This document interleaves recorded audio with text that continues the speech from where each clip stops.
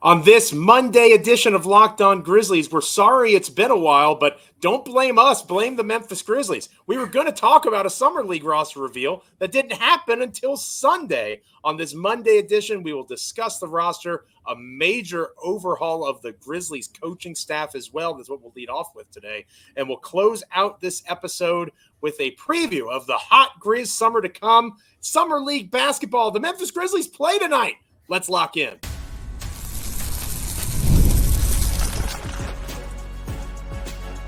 You are Locked On Grizzlies, your daily Memphis Grizzlies podcast, part of the Locked On Podcast Network, your team every day. I guess I need to be honest. Technically, the Memphis Grizzlies play tonight, but it's not exactly the Memphis Grizzlies. If you're new to this whole Summer League thing, be ready for people to be a lot more excited about glorified G League basketball than they should be. But hey, I'm one of those people. I'm Joe Mullinax. I'm joined by my co-host, Damichael Cole of the Commercial Appeal there in Memphis, Tennessee, and you are locked in with Locked On Grizzlies. Thanks for being with us and starting your week off the right way with Locked On Grizzlies. Today's episode of Locked On Grizzlies is brought to you by FanDuel. Make every moment more as the playoffs are now over across all of the major sports. Sports stop sportsing like we want them to, but you still have the WNBA, obviously Major League Baseball. And this summer, FanDuel is hooking up all customers with a boost or a bonus daily. That's right. There's something for everyone every day, all summer long. Visit FanDuel.com to get started. We are free and available wherever you get your podcasts. As proud members of the Locked On Podcast Network, your team each and every single day.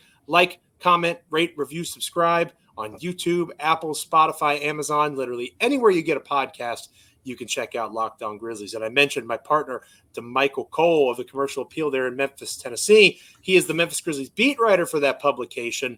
And you'll have to forgive Damichael. We talked on our 4th of July episode that it might be a little bit late, but there will be a show on Friday because surely they're going to announce the Summer League roster. Right. Like a lot of other teams, right? Nope, yet. Negatory, however else you want to say, no. The Memphis Grizzlies waited until the absolute last moment, basically, to not just announce their Summer League roster. We'll talk about some surprise inclusions and omissions on that later on in the show. But we're going to lead off today, Damichael, with a surprising announcement by the organization. We had heard rumblings and rumors. Obviously, there have been reports of a couple of coaching hires. We talked about LaRoche on here before. They've announced the hiring of a guy that's pretty intriguing. I'm not going to pretend like others that I'm some expert on EuroLeague basketball, but a rising coaching star from Europe coming over to be, it sounds like, the lead assistant for the Grizzlies. You'll have better information on all this than me, but point being, at least 4 or 5 coaches that the Grizzlies had on this staff this time last year are now gone. That might mean more to Taylor Jenkins than it means to anybody else. It's a whole new staff, essentially, he has to break in. I mean, Joe, they pretty much cleaned house. It's not great. I mean, there are a lot of ways to look at this. You know, this is one of those glass half empty, glass half full, type of conversations you typically have. Because the glass half full says, oh, wow, shout out to Taylor Jenkins. He's doing what all the great coaches do, right? They realize their weaknesses and they work to correct them, right? That's what the great coaches do. But then there's the glass half empty. If you need to make 6 new assistant hires, geez, what is that saying about you? Like, because what if the results are pretty much similar to, the previous results with the other assistants? Now the finger's going to get pointed somewhere else. And that's going to be you and Taylor Jenkins. And he won't be here much longer in Memphis if that's the case. So I think, just to put it simply, this does put more attention on the job status of Taylor Jenkins going forward. Like that becomes a bigger deal. And I think me and you have already talked about it being, a crucial season for him. But now it's even bigger because you pretty much just overhauled the staff. And to get more into the philosophy of Taylor Jenkins, let's explain really quickly why this is important. So Taylor Jenkins comes from the Greg Popovich, Mike Budenholzer coaching tree. Everyone knows that. But here's what some people might not know as it pertains to that. I would argue to say that Taylor Jenkins, Mike Budenholzer, Greg Popovich, those type of coaches give assistants more leeway than anyone in the NBA. Anyone. I've heard about Coach Popovich, Budenholzer, and I've seen up close how Taylor Jenkins kind of constructs his practices. And in the simplest form, Joe, what those coaches have done is they pretty much give those assistants position groups. And those are your groups. And players work in groups with those coaches more than with the head coach for the most part. Like in Memphis, we used to talk about coach worked closely with Desmond Bain, Zaire Williams, those wing guys who kind of had playmaking roles. Vitaly Potapenko, who was just relieved of duties, worked very closely with the bigs. Blake Ahern, worked closely with Ja and shooting and things like that. Scooney Penn, who was also relieved, worked closely, with the guards. So Taylor Jenkins gives these guys a lot of leeway. But here's the difference. Here's the big difference. Greg Popovich could do that because he had Mike Budenholzer as assistant. He had Monty Williams as an assistant and other notable guys. We know about the Mike Budenholzer staffs in Atlanta. He could do that, Joe, because he had Darvin Ham as an assistant, because he had Quinn Snyder, because he had Kenny Atkinson, because he had Taylor Jenkins. Taylor Jenkins so far, and it's still super early to say this because, those guys who were assistants on those staffs became head coaches in large part because of the freedom that you have on the staff of Popovich and Budenholzer. That is not lost on the NBA. That's why Darko Rajakovic became a head coach as well because of the freedom that he's had in Memphis. But the Grizzlies, those assistants, it feels like they didn't feel like those coaches were the best for the player development side. And if you look at these assistants, and we'll get more to them in a second, I'll just let you follow up on that, Joe. But the assistants, a big emphasis for most of these assistants, as you'll realize, is player development. That is a huge key in Memphis right now. It matters a lot because they're kind of hamstrung, right? Their roster, DeMar DeRozan going to the Kings, and you watch longingly from afar, like Squidward watching Patrick and SpongeBob play out the window. Out the window, yeah. Those types of moves aren't possible now. Like, you are essentially what you are roster-wise, give or take some periphery moves. These guys got to get better. You got to get better from the inside because getting better from the outside is going to get harder and harder and harder as time goes on. I'm intrigued by the overturn because you made the point about the job status of Taylor Jenkins. There's two things that I talked about last year that were unacceptable to me. Obviously, injuries explained a lot.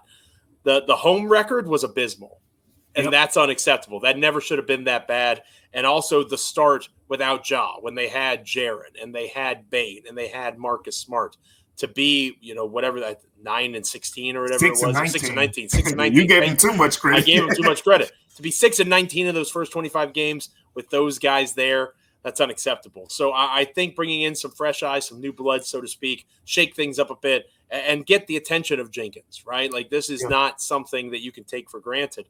But obviously, we can't break down 5 or 6 new coaches in 2 or 3 minutes, but you could just maybe highlight a couple of the things that these new guys are bringing to the table. Again, we've talked about LaRoche before. Noah LaRoche, I think, is his name.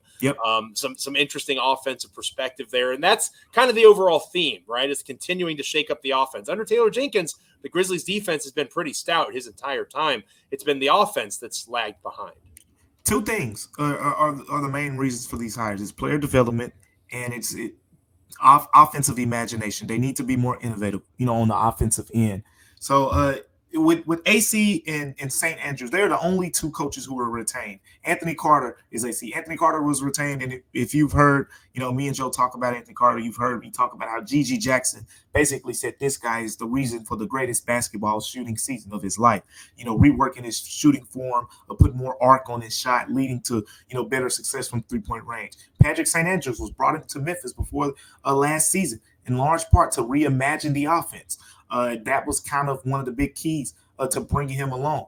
And, we didn't really get to see that much last season, but I think the jury's still out there on what he can be with a healthier roster going into this upcoming season. But, so with these guys, what stands out is, one, their assistants with more experience than the previous staff. I think that is something that immediately stands out, whether it's whether it's Boylan, whether it's Tomas, whether it's Noah LaRoche, whether it's Jason March, all these guys, Patrick Mutombo as well. Eric Schmidt is the one guy who's the younger guy who's going to be the youngest guy on the staff. But even with him, he's been around the Grizzlies for a while he was a video coordinator, But beyond that, he's at practices all the time. This is someone I see all the time at the practices. He's basically very involved, in those practices. He's like one of the guys who's usually helping out with practices and things like that. So you get the familiarity, you get coaching experience. A couple guys that stand out to me more than the rest, I would say, Joe, are simply with Joe Boylan. You get a guy who, again, experienced play. He was with the Minnesota Timberwolves most recently, and again, player development. That's what Chris Finch and the guys, when they talk about Boylan, they talk about player development. His key. Patrick Mutombo, same way with the Toronto Raptors a few years back. Recently with the Milwaukee Bucks, and the other guys, the two guys, Noah LaRoche has been. You talked about it. From his imaginative side as an offensive coach. But then there's the other guy, Thomas. I'm gonna mess up his last name, but he comes from Paris basketball, right? And they play in the top league in France, top league in France. And over there, he led the top offense in the league, and he also turned that team into a championship team. They finished second in the French league finals, but they won, other tournaments as well. And he did so pretty much going against high-level NBA talent. Like the top French league has produced a lot of NBA players. Nicolas Batum, Boris Diaw played over there, Victor Wembanyama as recently as last season. So these coaches have more experience than the previous staff when they came in. The offensive imagination side development were emphasis, and that's what a lot of these guys are known for. It's reason to be optimistic if you're Taylor Jenkins, because you have assembled a staff that is going to put you in a better position to be successful. Yeah. You combine that with a healthy, hopefully, roster, and things should go relatively well. But this is a feather in the cap of the Anthony Sains and the others in the world, and whether it's media or on social media, that have pointed out, Taylor Jenkins should not be comfortable. I remember having conversations about what is a hot seat anyway, right? I think that this reinforces that those guys were right, and that this is a situation where Taylor Jenkins has a season basically. And again, that does make sense because you're in a position now where you are expected to win. Player development matters from an internal improvement range. You're not talking about looking at guys and trying to put more youth around them. You've got your team. They have to get better. How much better are you going to get between now and opening night? That's paraphrasing Bill Belichick. He would talk about that a ton with the New England Patriots. How much better you get week to week, month to month, year to year compared to the opponents on your schedule. That determines championship level play. It's not major trades. I would say in the NBA, it's a little bit different. Like if they were able to go out and trade for Wembanyama, then yeah, that might impact things. But let us know what you guys think in the comments, how you feel about these coaching changes. Again, we couldn't possibly break down all 6 of them officially being announced in 10 and we'll minutes. We'll talk more about these guys right. as the offseason goes on for sure. Absolutely. And especially one guy in particular who's not that new. Shout out to Jason March, old friend of Grizzly Bear Blues Live back in the day. Coach March has been around the Grizzlies for a long time. Looks like he's getting a chance to move on up and get to the big club. And we'll talk about another pseudo promotion he got here later on in the show.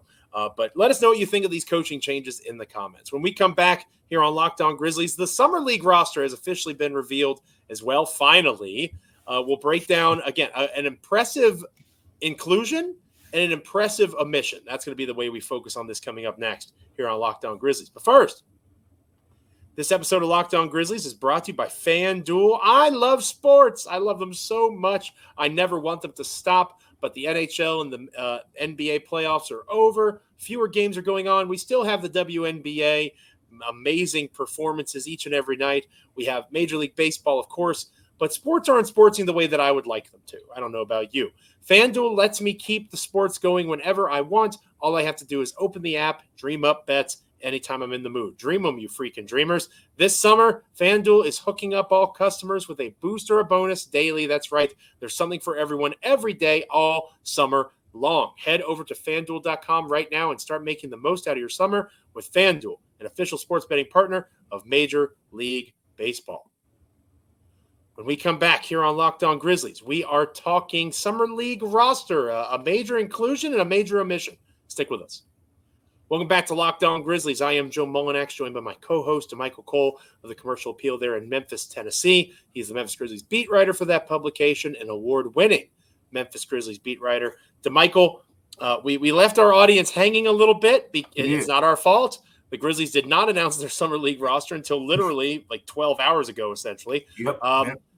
It's official, though. Zach Edey is playing. Gigi Jackson is playing.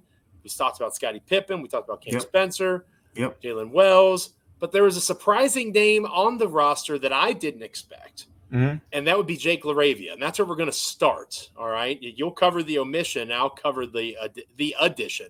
Jake LaRavia playing in this, I believe he's going into year 3. This is year 3. Yep. So he's kind of getting the Zaire Williams treatment in a way. It's time to figure out what in the world you are, right? It's time to, get off the pot or go somewhere else, poop somewhere else, whatever the phrase want to be. Jake LaRavia has had injury concerns. We've talked about his shooting stroke forever on this show. He looks the part. Can he actually be a dominant player? Because if you are going into your 3rd year in the NBA and you are playing summer league basketball, you should be dominant. And that is my biggest thing I'm looking for from Jake LaRavia, a surprising inclusion. It feels like it's an important next couple of weeks for Jake and his future, maybe not just for the Memphis Grizzlies, but in the NBA.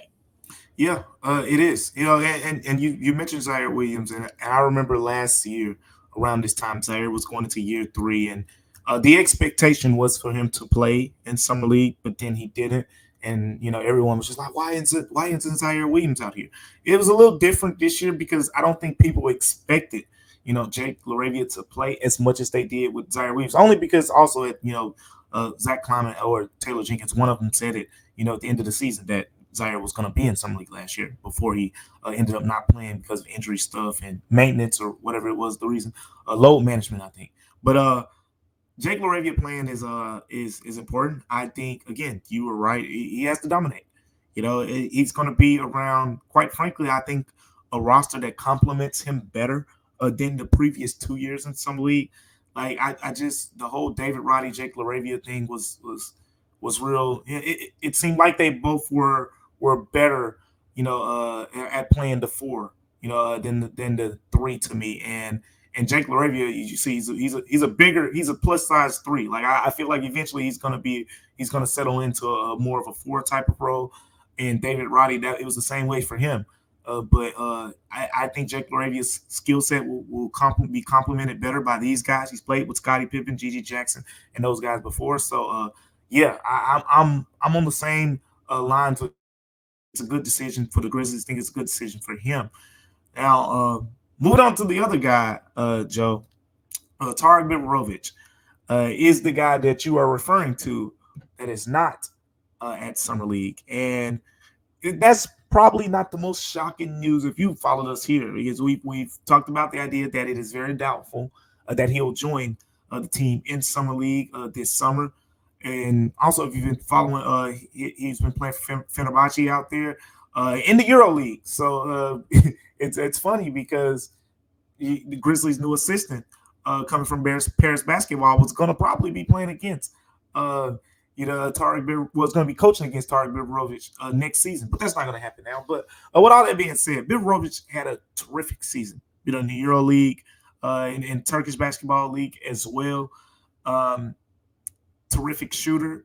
He patterns a lot of his game after Bogdanovic. I don't think he's to that level right now by any means, but that's who he patterns his game after. And, people from that side of the country, he wears the same number, he plays for the same, club as well. So his omission is noteworthy simply because, it'd be good to see where he is now in terms of playing with NBA talent. I think that would have been important because some people said to me, well, Damichael, why isn't he coming over yet? Like, is he expected to come over this year? And no, he's not.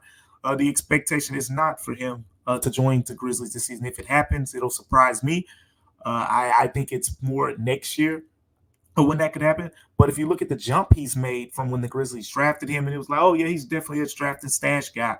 And he was barely playing minutes to this past season. He was one of the top shooters, in the Euro League, which is easily the second best basketball league in the world. He was one of the top shooters. He was going against a lot of guys that you as NBA fans would be familiar with, or if you're a big college basketball fan. So it would have been good to see him over here, but I don't think it's the worst thing in the world because, I mean, he's quite frankly, he's going to get much better competition, over there than the summer league competition. So the Grizzlies can still get a good gauge of what he brings to the table just by watching him. And, next year, I think that's when you start to have the conversation of bringing him over.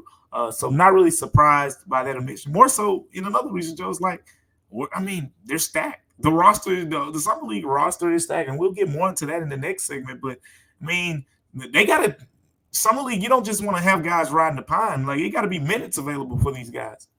Yeah, and you want guys that are more immediately going to help you, right? Like, I maybe would like to see him on the summer league roster next year if the plan is to bring him over and perhaps play him. That would be my goal, because you want Wells to get those minutes now because he just signed a standard contract, right? As you predicted, that happened over the weekend too. So he is a full-blown roster member. He is not a two-way guy. You want to see what he physically can do in these minutes. You obviously want to see what Cam Spencer can do as a two-way guy. There are other guys in the more immediate future. Biberovich may have his time in Memphis. It's just not now. So it makes sense that he's not here. And I agree with you. I would rather him be playing in the best league, second best league in the world and playing that level of competition than summer league anyway. Because every year is the same. And we'll talk more about this. We get excited for summer league basketball, and then we sit down and we watch it and we go, ugh. Right? Like, it's actually not nearly as fun as you think. We just love basketball, right? We're hoops guys and gals. That's why we get excited for summer league. Speaking of summer league, when we come back here on Locked On Grizzlies, we're going to preview the roster. We're going to talk about guys that we're interested in watching. Going to talk about pairings, duos, just overall takeaways going into game 1 tonight against the Utah Jazz. We're not going to talk much about the Jazz Summer League team. This is Locked On Grizzlies anyway. We're going to focus on the roster now going into the next 7 guaranteed Summer League games that Memphis has over the next couple of weeks. We'll talk about that next here on Locked On Grizzlies. But first, friendly reminder that Locked On Sports Today is the first of its kind 24/7 streaming service over on YouTube. You can also check it out on Amazon Fire under the free TV Channels app. It's amazing. All the great content of the Locked On Podcast Network. Damichael and I pop up on over there every once in a while. But if it's hot news in the world of sports, chances are it's on Locked On Sports Today, and you're not getting screamed at like you do with the talking heads over at ESPN or Fox Sports. So check out Locked On Sports Today on YouTube or Amazon Fire TV. This episode of Locked On Grizzlies is brought to you by BetterHelp. We all have burdens, right? We've talked about that before with BetterHelp. And we all also know that one of the reasons we carry these burdens is because we compare our lives to others, right? You look at what somebody else has, the joy that their family is displaying on social media. I see that all the time as a father of 3. Somebody posts pictures of them with their adorable children, and I know for a fact that they're not actually that happy because somebody pooped their pants earlier, somebody screamed and hauled off and slugged the other one. You look at the lens of somebody else's life the way that they want to show it, not what reality is, but that's hard to interpret it in your mind. And you sometimes can get caught up wishing your life looked like somebody else's. Comparison is the thief of joy, though, and therapy can help you focus on what you want instead of what others have so you can start living your best life. If you start thinking of starting therapy, give BetterHelp a try. It's entirely online, designed to be convenient, flexible, and suited to your schedule. Fill out a brief questionnaire, get matched with a licensed therapist, and switch therapists at any time for no additional charge. Stop comparing, start focusing with BetterHelp. Visit BetterHelp.com/LockedOnNBA today to get 10% off your first month. That's BetterHelp, HELP.com/LockedOnNBA. When we return, it is hot Grizz summer once more, taking an early look at the roster going into the Jazz game tonight. Stick with us. Welcome back to Locked On Grizzlies. I am Joe Mullinax, joined by Damichael Cole of the Commercial Appeal there in Memphis, Tennessee. He is my co-host for this here podcast. I am thrilled to have him with me. Damichael, on Tuesday's show, you're going to be flying solo because everybody that's an everydayer of Locked On Grizzlies knows that old Joe Mullinax is about as washed as it gets, right? So I looked at the start time for the game against the Jazz tonight, and it says 9 p.m. Eastern time, and I'm out. Like if I'm out for regular season games that start at that time, you can bet your bottom dollar that I'm not staying up for a summer league game. I'll watch the recording of it the next day. Yeah. But I'm curious, Damichael. Obviously, Zach Edey's there. He's an easy answer. I think he's an early kind of favorite for Summer League MVP. He's the second betting favorite for Rookie of the Year right now. It's just hard to see a Summer League center, Summer League big, being able to defend that guy. And it's going to be an interesting window into how they kind of early on want to use him. We mentioned Jason March earlier on in the show. He is promoted now. He's an assistant coach on the Grizzlies staff. He was with the Memphis Hustle. He's also coaching the Summer League Grizzlies. So shout out to Jason March for that opportunity. As the head coach. So that's really cool to watch him. And again, he was on one of my podcasts, GVB Live, 8 years ago now. So it's really cool to see him kind of rise up the ranks and wish him well. He's a genuinely good dude in my interactions with him. Obviously, you have the other draft picks, Jalen Wells, Cam Spencer, Scottie Pippen Jr., and Trey Jemison are there. We mentioned Jake LaRavia earlier, Gigi Jackson. This team is stacked, and there's names beyond those names that we haven't even had a chance to talk about. So there's a lot of storylines that we can talk about throughout this week and the next couple of weeks. But what first glance are you excited about seeing on the court tonight as Grizzly basketball returns, sort of? The most important thing, here's where the Grizzlies will stand out in Summer League, and quite frankly, why they should, if they're not successful in Summer League games. I know it's just exhibition, meaningless games or whatever, but they should be more successful than most teams, in large part because of guard play. If you look at the last couple years, talent on the Grizzlies Summer League rosters has been there. You know, right? Last year, I mean, they had David Roddy, Jake LaRavia, Vince Williams, Jacob Gilliard was out there, Kenneth Lofton Jr. They had a lot of guys, playing, last year. And even the year before that, I think pretty much all those guys I just said, except Jacob Gilliard, was playing. And then you had Zaire Williams, as well, and all that. But at the same time, whether it was last year, you had Jacob Gilliard as your point guard, but I would argue that Scottie Pippen is a level up, from my guy Gilly. And then even the year before that, you had Zaire Williams playing on the ball a lot because you were trying to turn him into this pseudo playmaker, this playmaking forward or whatever, and it was ugly. Like it was real ugly to watch. It's going to be ugly for a lot of teams because it's simple. You're throwing a bunch of guys who've barely played together before out and rolling the ball out there and say, hey, find out when that guy likes to cut. Find out where that guy likes the ball and get him the ball and run good offense. No, Summer League basketball is ugly. It's scrappy. It's a lot of scoring off of, guys making mistakes and guys throwing the ball where they expect guys to be and just stuff that you won't see midway through the regular season game, at least, consistently. But the Grizzlies have a leg up on most of their opponents and the league because they'll have Scottie Pippen Jr., who knows, Gigi Jackson's game, Jake LaRavia's game to a certain degree, Trey Jemison's game, Zach Edey. It ain't hard to figure out, hey, that boy's 7'4", and he's going to post dudes up, just throw the ball to his hands and get out of the way. That's easy to figure out. Easy to figure out, Jalen Wells, he can shoot. Cam Spencer, he can shoot. Throw it over there. All right, get out of his way, let him shoot the ball. Scottie Pippen is a willing playmaker. I like that they have him on this first roster. And then you mentioned there's some other guys. The thing about this past Grizzlies season where we saw 33, 34 guys suit up is Timmy Allen, who played with the Memphis Hustle mostly, but he played 4 or 5 games with the Grizzlies.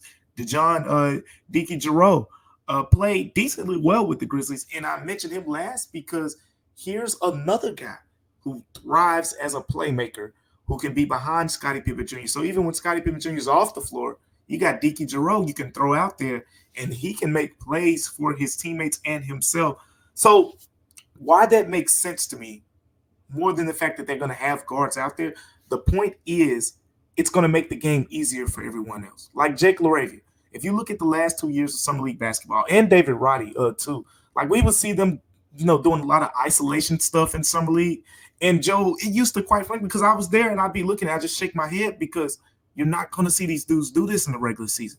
So when I see stuff like, guys doing turnaround fadeaways that they won't do in the regular season, congratulations on the 2 points, but John Morant, Desmond Bain, those guys will be on the floor. Like you got to get spot up 3-point shots. You got to get one dribble pull-ups. You got to attack closeouts, things like that. With Scottie Pippen Jr., orchestrate things, it's going to put everyone in a similar position as to what they'll be playing with the real Memphis Grizzlies, which means you'll get a better eye on what this team will look like going forward. For me, if the Memphis Grizzlies win a Summer League championship, if they go undefeated in Utah, if they go on a run in Vegas, it will mean absolutely nothing except, and my except builds off of the point that you just made. If it's Jake LaRavia going off for 30 points, doing things he's never going to do in an actual Memphis Grizzlies basketball game, I could care less. Genuinely, just could not care less. If the Grizzlies win this because we see Zach Edey be a better passer out of double teams and on the elbow off of direct handoffs and those kinds of actions, if we see spot-up shooting from LaRavia and Spencer and Wells, we see great facilitation of offense from Pippen, we see drop coverage around Edey as a massive defensive anchor. If it looks kind of like what the Grizzlies have looked like in the past, and they're having success within those systems, and again, offensively, things are going to look different in part because there's a new staff. Now, obviously, a bunch of change isn't going to happen that quickly. Jason March being the head Summer League coach kind of tells you that, right? He's been in the system. There's going to be a lot of similarities, a lot of continuity. But I am with you 100%. You can go like this is I'm a football coach. This is the time of year where everybody goes on like these 7-on-7 travel camp tours. And oh look, I won a summer league or summer 7-on-7 championship. My high school's going to be really good this summer. No, that's not how it works. You can win a summer league 7-on-7 championship and then not win a single actual football game, right? Because it's not real. The summer league is basketball, but it's not the real roster. I am much more interested in how guys that are on the real roster, like Zach, you can be fooled. Yeah. Right. I mean, and Memphis Grizzlies fans should understand that better than anybody. Josh Selby, hello. Jordan Adams looked really good at times. People got fooled by what was Wayne the guy Selden. doing 2019? Was it Dusty Hannahs. Oh my gosh. He was cooking, wasn't he? He was cooking, Hannahs. Joe. Oh my gosh. I will never forget people arguing for a main roster spot for Dusty Hannahs. You've lost your mind. You're insane. It is Summer League basketball. Josh Selby was a Summer League MVP and was never heard from in the NBA again a year later. This is about how they execute scheme within their skill set. And if you really care enough to watch every game, which, Damichael and I get paid to, but if you really care enough to do these things, you need to look for guys like LaRavia, Edey, Wells. How are they competing within what we perceive as of now, their roles in the offense, their roles in the defense? Are they executing at a high level? And then beyond all that, you mentioned the scrappiness of Summer League basketball, Damichael. Are they competing? Are they getting after it? Like, I'm excited to watch Cam Spencer because all the highlight film I've watched and all the stories I've heard, he's a dog, right? I'm told he's a dog. I'm intrigued by Wells because I just don't know as much about him. But I think that both of those guys, how they compete, because as you mentioned earlier, this Grizzlies roster overall is stacked, much less the Summer League. How is Wells going to find minutes in this rotation? It's possible he doesn't, but can we see flashes of him being that spot-up shooter that Memphis desperately needs? That will be intriguing for me. Joe, who's your starting five for tonight? Just put each other. Let's put each other on the spot real quick. I mean, what's your starting? I mean, it might not be the Grizzlies starting five, but based on the Summer League roster, I'll tell you mine. But you want me to go first, or you go first? I think I'm going to go first, and I think we might actually be on the same page. I don't know now. Scottie Pippen Jr. Okay. Jalen Wells at the 2. G.G. Jackson at the 3. Jake LaRavia at the 4. To your point from earlier in the show. Yeah, Zach Edey at the 5. That would be my starting 5. I'm with you. I think the one spot I think Jalen Wells will start, but I won't be surprised if they start Cam Spencer and try to keep Jalen Wells more in a 3 type of role since he's 6'8". But I think it's highly unlikely they have Jake LaRavia as a third-year player playing Summer League and he not start. No, Jake LaRavia is starting for sure. I think okay, so G.G. Jackson's not starting? So no, Cam Spencer. No, I'm saying if Jalen Wells at the 2 versus Cam Spencer at the 2, that's where I'm. Jalen Wells, I think if Cam Spencer's starting, I think Jalen Wells is coming off the bench. Okay. That's what I'm getting to. So, but yeah, we're pretty much along. I do think the other 4 guys, Scottie Pippen Jr., G.G. Jackson, Jake LaRavia, Zach Edey will be starting. So that means Trace Jemison, Deke Giroux. Basically, the Grizzlies from the end of the regular season will be coming off the bench. We're going to be having PTSD watching that stuff. The negatives of being paid to watch Grizzlies basketball is you have to watch Grizzlies basketball when they're really bad, like they were at the end there. It's going to be a lot of fun. Hang out with us. Check out Locked On Grizzlies tomorrow. Damichael will have you talking all things Grizzlies Jazz. He'll probably go deeper into the roster, maybe some names that you have no idea who they are, that sort of stuff. It's going to be they got some highlight guys on this roster. You're talking about some guys I'm talking about some guys that might make you want to stay up a couple of these games, I'll stay up and watch the other two. It's just at 9 o'clock. I'm in bed by 10 usually. I'm an old man at this stage. But that'll be our Tuesday episode. Continuing on, obviously Memphis plays 3 games in a row. There's no way to expect that Edey will play that second game. Almost a certainty he won't. Gigi Jackson, LaRavia will likely sit the second one as well. This first one and the final one are the ones that will probably get the best look at what these Grizzlies actually are heading into the rest of Summer League. Thank you so much for being with us on this episode. Make sure you're checking out Locked On Sports today over on YouTube, streaming service 24/7. Great Locked On Podcast Network content. Make sure you're checking it out on Amazon Fire and the free TV channels app as well. Make sure you're an everydayer, coming back every time an episode drops to Locked On Grizzlies, whether it's on YouTube, Apple, Spotify, Amazon. Like, comment, rate, review, subscribe. Make us a part of your summer league experience, not just with the Memphis Grizzlies, but with the NBA as a whole. For Damichael, I'm Joe. Damichael will have you for the Tuesday episode. I'll be back Wednesday. Looking forward to a great week, as always, here on Locked On Grizzlies. Again, Amazon, YouTube, Spotify, Apple, however you get podcasts, make us a part of your summer league. We'll catch you later.